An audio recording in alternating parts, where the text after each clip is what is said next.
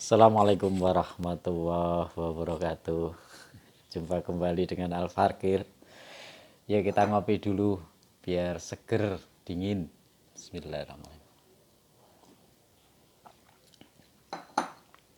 Bismillahirrahmanirrahim. Alhamdulillahirabbil alamin. Allahumma sholli ala sayyidina Muhammad wa ala ali sayyidina Muhammad. Sahabat-sahabat, saudaraku di seluruh Nusantara, ya khususnya semua pecinta ilmu. Al Fakir hari ini, pagi ini akan membahas tentang ya mungkin tiap hari bahkan ya sering kita mendengar tentang syukur ya. Syukur, kita disuruh bersyukur gitu ya. Bersyukur kepada Allah gitu ya. Syukur sebetulnya secara bahasa mudahnya itu adalah berterima kasih ya, rasa terima kasih kita kepada yang memberi. Itu yang bersyukur ya. Jadi syukur itu adalah rasa terima kasih kita kepada yang memberi. Jadi kalau kita diberi hidup oleh Allah, ya kita harus bersyukur, berterima kasih kepada Allah. Kita diberi nikmat oleh Allah, kita harus berterima kasih kepada Allah. Itulah yang disebut syukur. Makanya sebetulnya kalau Allah sendiri itu zat yang maha kaya, zat yang tidak butuh kita, tapi Allah selalu memberi dan memberi. Tapi ada yang diminta oleh Allah, itu ya. Itu disuruh bersyukur ya. Kita disuruh bersyukur, berterima kasih gitu ya. Berterima kasih itu merupakan satu akhlak yang diperintahkan oleh Allah, bahwa kita itu disuruh berterima kasih ya. Jadi syukur itu rasa terima kasih kita kepada Allah, kepada zat yang maha pemberi, dengan segala nikmatnya, dengan segala sifat rahman rahimnya, ya supaya kita juga tentu akan diberikan tambahan nikmat itu. Makanya kalau di dalam Quran disebutkan la in sakartum lazidannakum gitu kan. Wala in kafartum inna azabi lasadid. Nah itu kan kalau di Quran gitu, itu udah saking kalau hampir semua mungkin kita mendengar lah, hafal bahkan ya, hafal dengan kalimat yang di Quran tadi gitu. Cuman sekarang yang jadi perkara adalah seberapa besar rasa syukur kita kepada Allah, seberapa besar kita punya rasa syukur kepada Rasulullah, seberapa besar rasa syukur kita kepada orang tua kita, terima kasih kita. Kemudian seberapa besar rasa terima kasih kepada guru-guru kita yang telah mengajarkan ilmu, dan seberapa besar rasa syukur kita, terima kasih kita kepada para ulama atau kepada siapapun orang yang telah berjasa kepada kita. Makanya ya memang mudah diucapkan syukur itu, tapi pada prakteknya sering lupa. Kalau hilang sama sekali sebetulnya tidak. Manusia itu secara naluri tetap punya rasa syukur, cuman kadarnya yang berbeda-beda. Satu contoh begini, Allah memberikan nikmat yang paling besar, yaitu iman dan Islam. Itu nomor satu peringkat di dalam nikmat, yaitu adalah iman dan Islam kita. Tapi rasa syukur kita terhadap iman dan Islam kita ini kadang-kadang sering kita abaikan. Nah, jadi sering kita abaikan itu maksud saya begini. Jadi Allah memberikan nikmat iman dan Islam itu sebetulnya adalah rasa syukurnya itu ketika kita bisa menjalankan apa yang diperintah oleh Allah dan apa yang dilarang oleh Allah. Nah itu sebagai wujud rasa syukur. Nah jadi kadang-kadang orang beriman itu macam-macam. Ada yang niatnya ya macam-macam, ya ada yang karena pengen surga, dapat pahala, ibadah dapat ini, tapi sedikit sekali orang yang melaksanakan ibadah itu sebagai wujud rasa syukur. Ya satu contoh begini, orang diberikan nikmat ibadah yang paling simpel lah, yang paling mudah mungkin ya wudhu lah, wudhu.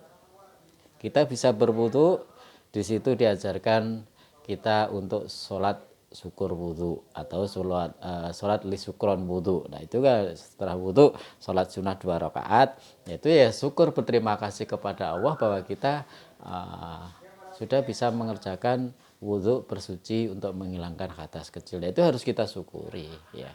Itu satu contoh bahwa ya yang ringan-ringan aja ya. Yang ringan aja. Terus yang kedua di dalam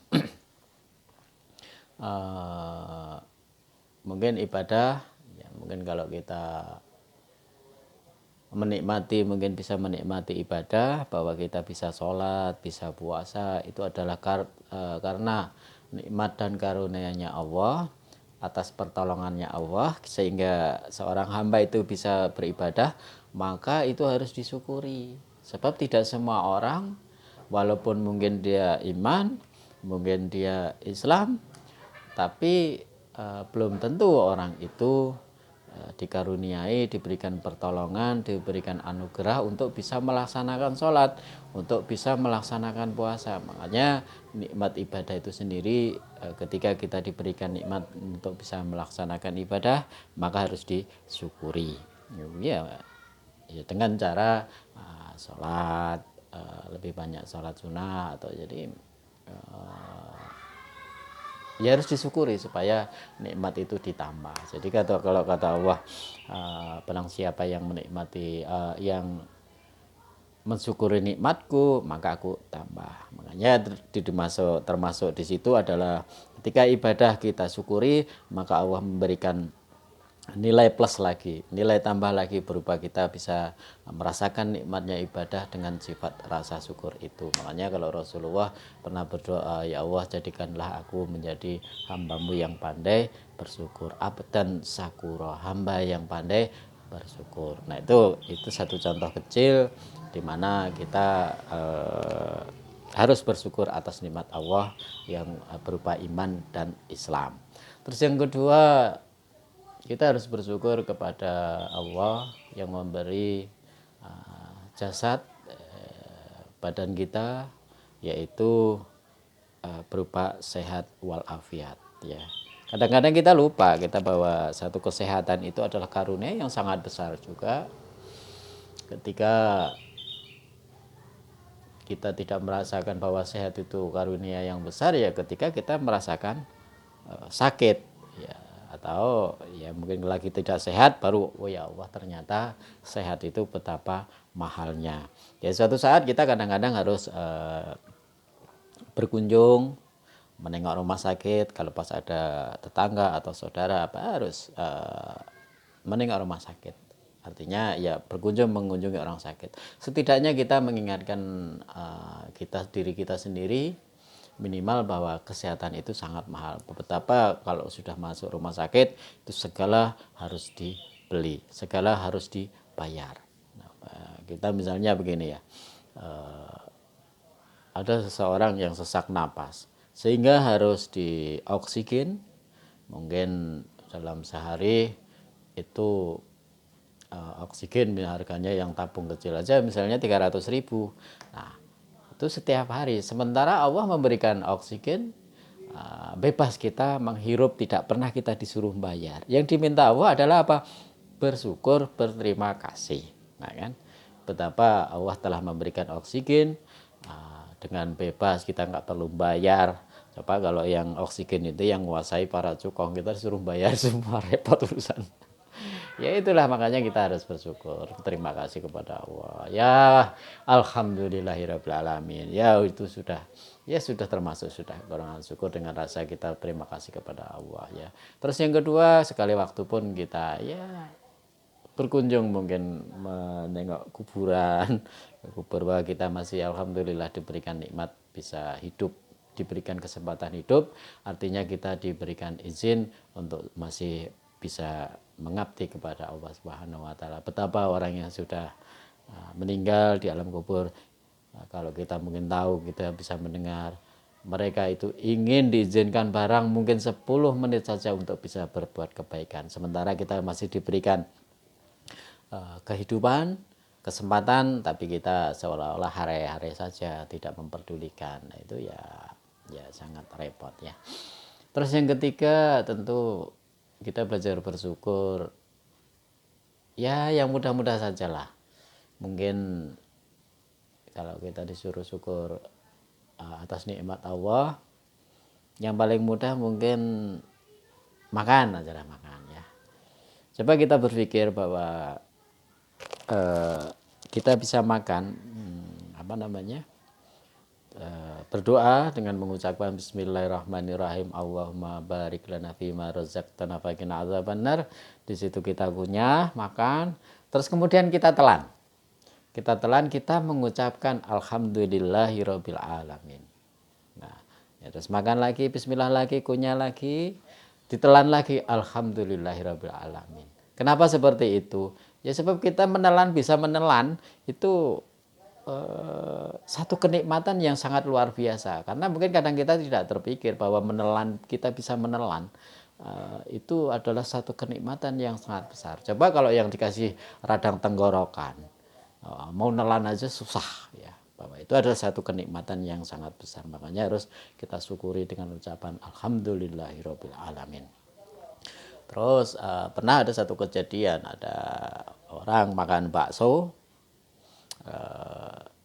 baksonya mungkin terlalu besar, ketelan sampai berhenti di tenggorokan, akhirnya malah meninggal. Nah, itu pernah kejadian. Terus kemudian juga saya terpikir, ya Allah, ternyata menelan sendiri ya kadang-kadang kita lupakan bahwa itu adalah satu karunia, satu nikmat yang sangat besar. Jadi fa bi ayyi ala'i rabbikuma tukadziban. Nah, jadi kata Allah kadang-kadang kita diledek ya. Nikmat mana lagi yang akan kau dustakan gitu. Sementara Allah memberikan dengan segala nikmat. Diledek sama Allah itu disindir. Di dalam surat Ar-Rahman itu sampai diulang-ulang, fa bi ayyi ala'i rabbikuma tukadziban. Manusia itu sebenarnya disuruh syukur, tapi susahnya minta ampun. Senangnya minta terus, syukurnya pun belum bisa. Senangnya minta rezeki terus, tapi untuk berterima kasih kepada Allah itu pun belum mampu. Nah, itu senangnya minta tapi suruh terima kasih aja belum bisa. Nah, itu yang kaitannya kita bersyukur kepada Allah. Selalu minta rezeki tapi setelah diberi sedikit sekali yang mengucapkan ketika ya belah contoh setelah kita mungkin yang kerja terima gajian, terus terima duit, terus mengucapkan alhamdulillahirabbil alamin. Jarang saya lihat itu, jarang. Yang ada, aduh ya Allah, ini nggak kurang, ini buat utang sekian, ini buat dapur sekian, buat listrik sekian. Syukurnya belum aja sudah kalkulasi, akhirnya ya kurang. Coba kalau bersyukur dulu, alhamdulillahirabbil alamin, rezeki saya segini, mudah-mudahan cukup. Insya Allah kalaupun nggak cukup, insya Allah ditambah oleh Allah lagi. Karena apa? La in sakartum la azidannakum. Jadi kalau bisa bersyukur, pasti aku tambah, kata Allah begitu. Ya kadang-kadang ya begitu yang sering terjadi ya. Coba kita jadikan bahan renungan supaya kita bisa lebih bersyukur kepada Allah. Kemudian juga sering yang setiap hari kita alami, mungkin ya khususnya emak-emak lah ini ya, mungkin saya harus ngobrol, artinya bukan ngobrol ya, saya sampaikan. Kadang-kadang kalau dikasih uang, barangkali dikasih uang oleh suami ya besarnya 100.000, belum juga terima kasih kepada suami, itu sudah ngedumel, oh ini bapak ini nggak cukup, ini 100.000 buat ini lah, belum juga terima kasih. Coba sekali waktu, Pak terima kasih, mudah-mudahan cukup, kalau nggak cukup ya nanti bilang lagi, mungkin yang dengarnya enak. Nah sementara bapaknya sudah capek, mungkin mikir nyari duit, sudah keluar keringat, setelah dikasihkan belum juga terima kasih, ngedumelnya, betapa sesak dadanya seorang suami. Nah itu makanya berhati-hatilah ini untuk para emak-emak, ibu-ibu. Jadi kata Rasulullah, penduduk neraka itu kebanyakan perempuan. Kenapa? Karena bukan tidak ahli ibadah. Banyak yang ahli ibadah, tapi satu hal tidak pandai bersyukur kepada suami. Nah ini juga bahaya ya, yang hal-hal seperti itu kadang-kadang diabaikan. Jadi berterima kasih kepada suami pun kadang-kadang masih belum bisa.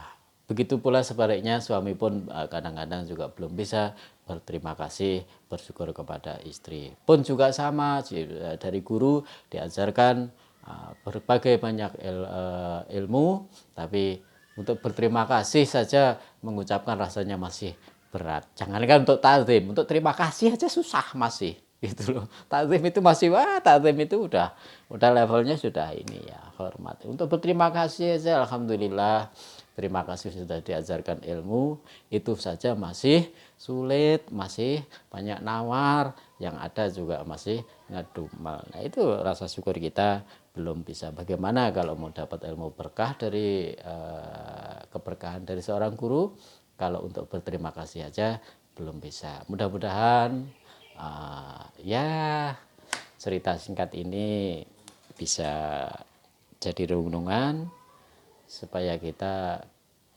lebih untuk bisa meningkatkan perasaan kita, rasa terima kasih kita pertama kepada Allah, kepada Rasulullah, kepada para ulama, kepada orang tua, pada guru dan semua orang yang berjasa kepada kita semua. Ya mudah-mudahan yang Al-Fakir sampaikan ada manfaat, ya ada manfaatnya untuk jadi bahan renungan, dan mudah-mudahan kita belajar untuk menjadi seorang hamba yang bergelar abdan sakura, hamba yang pandai bersyukur di hadapan Allah, di hadapan Rasulullah, yang berakhlakul karimah dengan wujud kita pandai bersyukur ya. Wabillahi taufiq wal hidayah. Assalamualaikum warahmatullahi wabarakatuh.